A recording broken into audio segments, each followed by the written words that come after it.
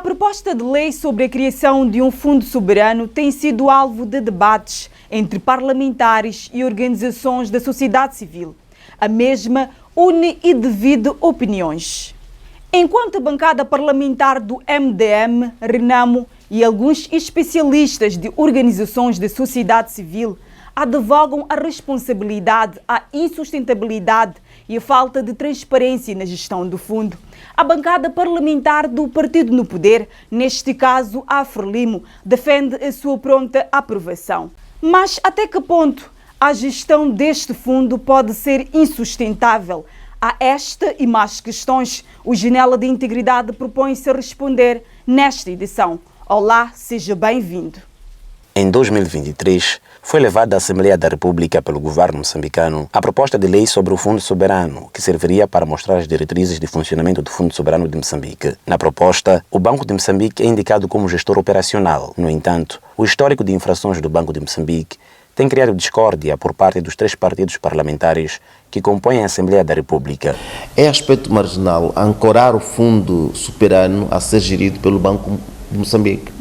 Porque o Banco de Moçambique, na verdade, está desacreditado em si. Entretanto, a bancada que constitui a maioria defende. Esse histórico de infrações, nós achamos que decorre do pouco trabalho que o Banco de Moçambique realiza. É um trabalho muito sensível à gestão da moeda e achamos para nós que é razoável que seja de facto o Banco de Moçambique, porque provou que tem competência e da proposta decorre que eles vão mesmo fazer uma gestão daquilo que... Voltemos então ao tempo para recordar algumas falhas do Banco de Moçambique. Em 2013 e em 2014, Joana Machomba, na altura administradora do Banco de Moçambique, recebeu e assinou um expediente, provavelmente de outro administrador, dando aval a um despacho que dava luz verde para um financiamento de cerca de 830 milhões de dólares de dívida a favor da Ematum. No mesmo ano, Silvina Abreu, na altura administradora do Banco de Moçambique,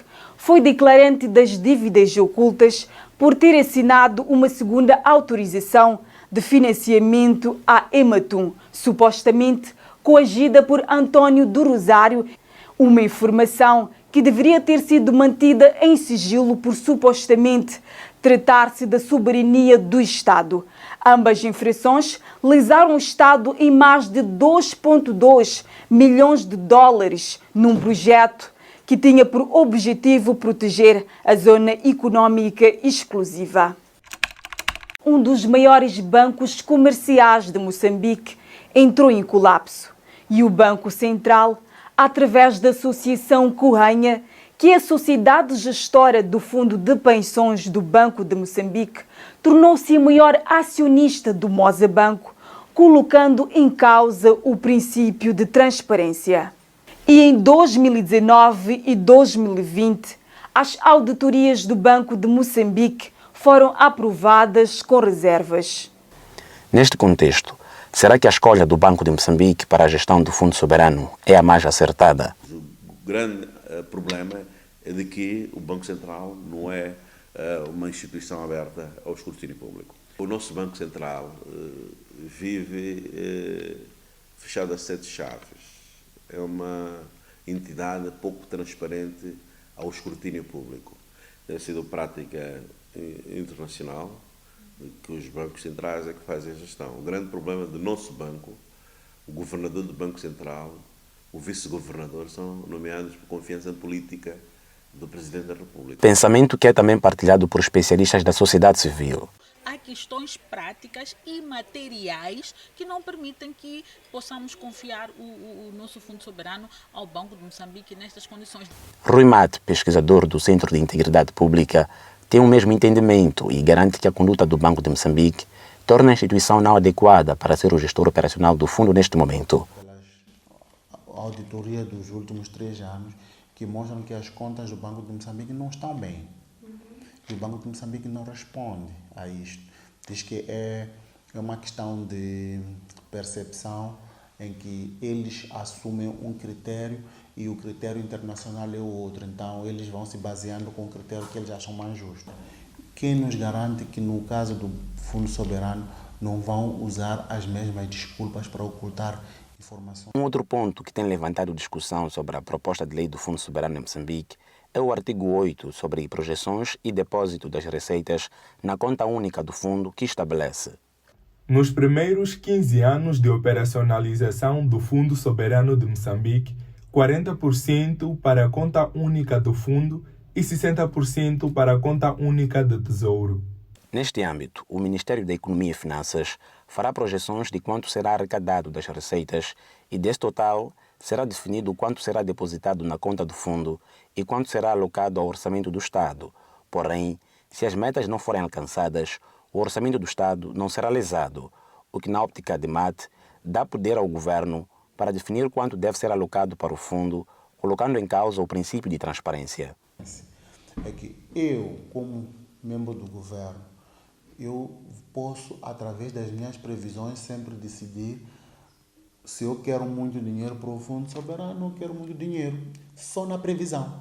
Antes do início da exploração do gás na bacia do Rovuma, a empresa italiana Eni, responsável pela exploração de gás na Área 4, declarou que durante o tempo de vida do projeto, o governo vai arrecadar 16 bilhões de meticais de receitas provenientes da exploração do gás. 40% deste valor equivale a 6,4 bilhões de meticais, cumulativo que se espera que seja depositado na conta única do fundo. Neste ponto, a proposta de lei dá primazia ao orçamento do Estado, o que significa que mesmo que as metas não sejam alcançadas, não se pode reduzir o valor que foi projetado para a conta única do Tesouro. O Ministério da Economia e Finanças poderá, em casos de emergência ou desastres naturais, retirar todo o valor necessário para apoiar o orçamento do Estado. O ponto que se levanta é que Moçambique é ciclicamente afetado por desastres naturais, o que nos faz questionar a sustentabilidade do fundo. Vejamos alguns exemplos. Em março de 2000, o rio Zambezi transbordou, deixando a região da Beira quase que submersa, resultando em cerca de 800 mortos e 100 mil refugiados. Em 2006, foi registrada na zona sul e centro de Moçambique um sismo de 7,5 na escala aberta de Richter, que provocou 5 mortes e cerca de 27 feridos. Em 2007, o ciclone tropical Fávio atingiu o distrito de Vilanculos, em Inhambane. Em 2013, cheias no sul de Moçambique causaram 113 mortos e afetaram 240 mil pessoas, a maior parte pelo transborde de rios, segundo o balanço final feito em fevereiro do mesmo ano. Em 2014, o ciclone tropical Helen causou fortes chuvas na província de Cabo Delgado, na zona norte de Moçambique, deixando desalojadas mais de 10 mil pessoas. Em 2015, as fortes chuvas sazonais, que iniciaram em dezembro de 2014, causaram inundações na zona centro e norte de Moçambique, o que levou o governo a emitir um alerta vermelho a 12 de janeiro de 2015. Em 2017, iniciaram os ataques armados na província de Cabo Delgado, causando mortes e desalojamento de milhões de pessoas. E em 2019, a zona centro do país foi afetada pelo ciclone Idai, que deixou mais de 400 mil pessoas desalojadas. Em todas estas situações, o país não teve capacidade financeira para arcar com todas as despesas dos desastres. Neste contexto, como serão atingidos os objetivos do fundo, que são a poupança e a estabilização fiscal? E pode ser que cheguemos ao fim de 30 anos o Fundo Soberano com $0. O Fundo Soberano é crucial para garantir que a gestão dos recursos gere desenvolvimento. Em Moçambique, o debate ocorre já há 3 anos, tendo o país realizado a primeira exportação do gás do projeto Coral Sul. O debate sobre o Fundo Soberano ainda vai dar muito pano para manga, mas o fato é que o Fundo Soberano é crucial para garantir que a exploração dos recursos gere desenvolvimento no país. Entretanto, a proposta de lei abre deixas para que o fundo seja insustentável e não haja transparência na sua gestão. Ainda muito mais para ver logo após uma breve pausa. Não saia daí.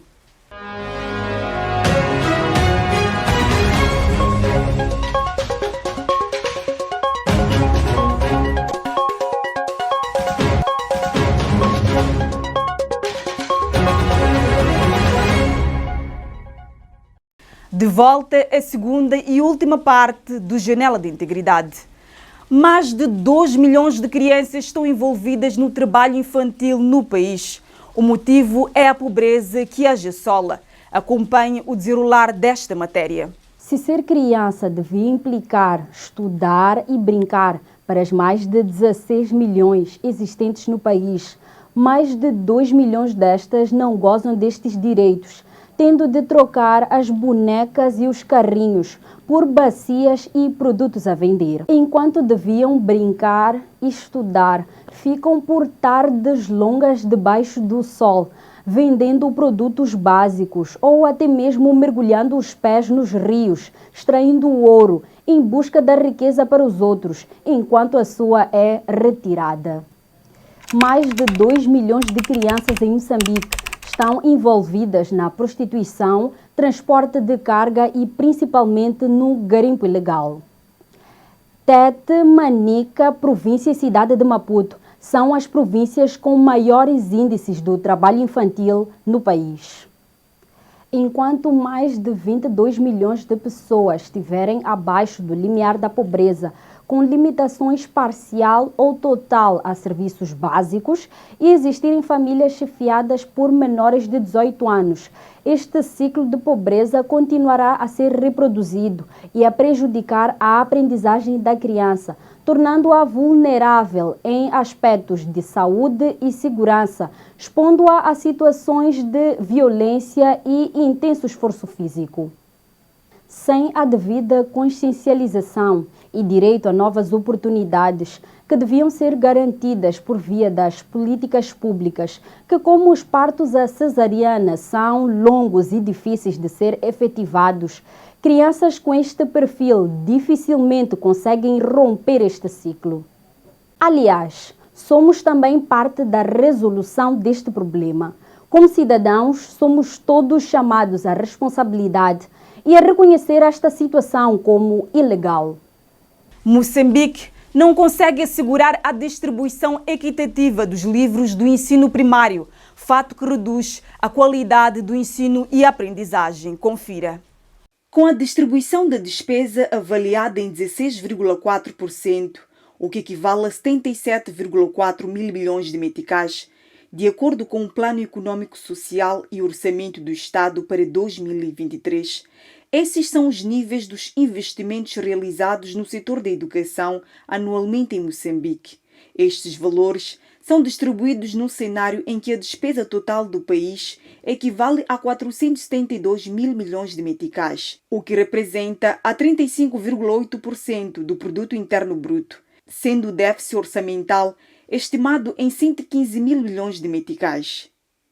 Se subtrairmos os 77,4 mil milhões de meticais alocados ao setor da educação, do valor total das receitas do Estado avaliadas em 357 mil milhões de meticais, restam mais ou menos 279,6 mil milhões de meticais reservados aos outros serviços básicos como saúde, habitação. A aquisição de manuais com vista a assegurar uma melhoria na qualidade dos serviços é um dos mais importantes investimentos neste setor. Entretanto, marcas ligadas ao acesso desigual dos livros, erros gramaticais e de erros de conteúdo fazem questionar como são gerenciados os investimentos no setor da educação. E será que o Estado está a conseguir assegurar uma educação de qualidade? Dados obtidos do Centro de Integridade Pública em 2022 e dados analisados pelo Media Lab em 2023 asseguram que desde 2004 até o presente ano, o Estado adquire os livros escolares mediante concursos públicos e só num período compreendido entre 2019 a 2023, o governo gastou cerca de 8 mil milhões de meticais na aquisição dos livros escolares. Todavia, apesar do governo investir em mais de 1,5 mil milhões de meticais anualmente nos livros escolares, o valor destinado ao transporte, direitos aduaneiros e distribuição dos livros representa 400 milhões do valor total. Estima-se que só nos últimos 5 anos, 40% dos cerca de 6 mil milhões de alunos não tinha tido acesso aos livros escolares. O número de alunos que ficou sem livros ao longo dos anos 2019-2023 é superior ao número total de alunos inscritos nos ensinos primários em 10 províncias, que corresponde a mais de 10 mil milhões de alunos. É com esta nota que colocamos um ponto final na edição do Janela de Integridade de hoje. Mas não deixe de seguir o Midilab nas redes sociais para ficar a par dos nossos conteúdos. Estamos no YouTube e Facebook. Eu sou a Sheila Wilson e foi um prazer fazer-te companhia nesta edição. Até a próxima.